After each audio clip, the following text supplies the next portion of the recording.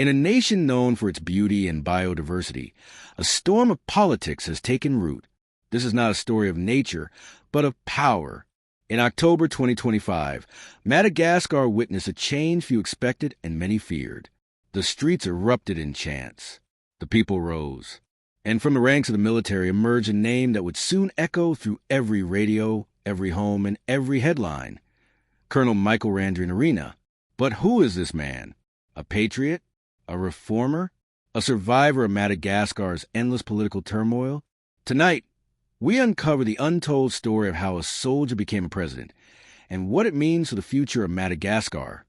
Michael Randrianirina was born in the southern highlands of Madagascar into a modest family far from the capital. From an early age, discipline shaped his life.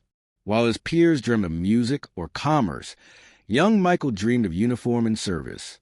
He joined the Malagasy military in his early 20s, a time when the country was struggling through political instability, economic crisis, and waves of public protest. Within the ranks, Randrianirina was not known for charisma, but for control. He rarely smiled, rarely spoke out of turn. His fellow officers described him as silent but precise. As a career soldier, he rose through the infantry, earning command of an elite tactical group known as CAPSAT, the Corps of Military Administrative Personnel and Technical Support. This unit was the backbone of order during crises, often called upon to quell riots, protect installations, or secure political events. It was a force loyal to stability, but its commander, Randrianirina, was becoming restless. In 2023, whispers began to spread inside the barracks.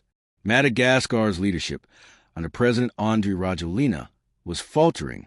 Corruption, power cuts, food shortages, and a growing anger among soldiers who hadn't been paid in weeks. Randrianirina, then a colonel, voiced his concerns publicly. He called for reforms in military pay, supply chains, and political accountability.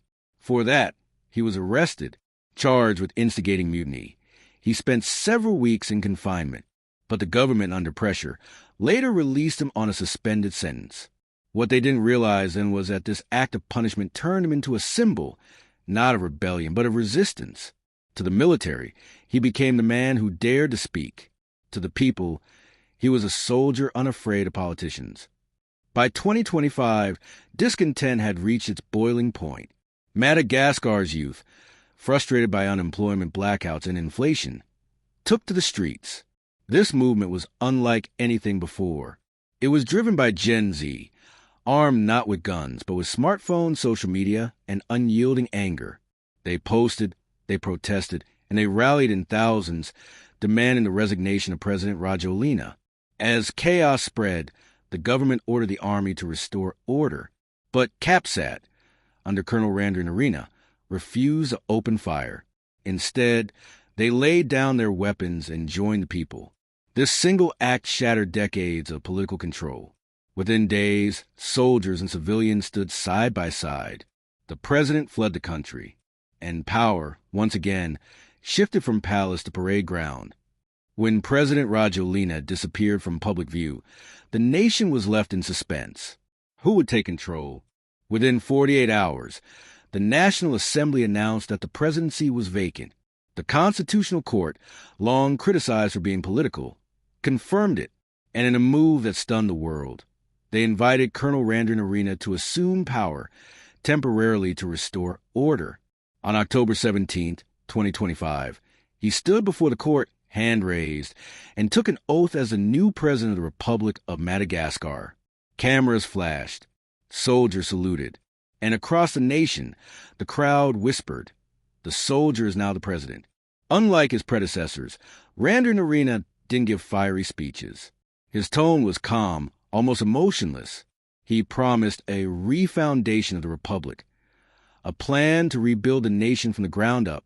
He vowed to restore national pride, punish corruption, and hold elections within 2 years. But behind the promise came power. Within a week, he dissolved the Senate, the Electoral Commission, and even the Constitutional Court that swore him in. To his supporters, this was a cleansing. To his critics, it was the birth of a dictatorship. Madagascar's neighbors in the world watched with caution. The African Union suspended Madagascar from its councils, calling the transition unconstitutional. Western governments condemned the takeover. But inside the island, the story was different. To millions of young Malagasy, Randrianirina wasn't a tyrant. He was a savior, the man who refused to shoot at them, the man who stood with the people when no one else would. And for now, that faith keeps him in power. But every ruler's test is time. History tells us, power seized in chaos often struggles to survive peace. Randrianirina faces a nation divided between hope and fear. He must rebuild the economy, restore electricity, and win the trust of those who once rebelled. Yet, whispers inside the military say some generals are uneasy, jealous of his rise, waiting for a mistake. If he succeeds, he will be remembered as the soldier who saved Madagascar. If he fails, he will join the long list of African rulers who rose in glory and fell in silence. In 2025, a soldier took the throne not through elections, but through revolt. His name, Colonel Michael Randrianirina. His promise, rebirth. His challenge, history itself. Thanks for watching Africa Rulers Uncovered. If you love stories of Africa's power, legacy, and leadership, hit subscribe, turn on the bell icon, and join us as we uncover the untold history of African rulers.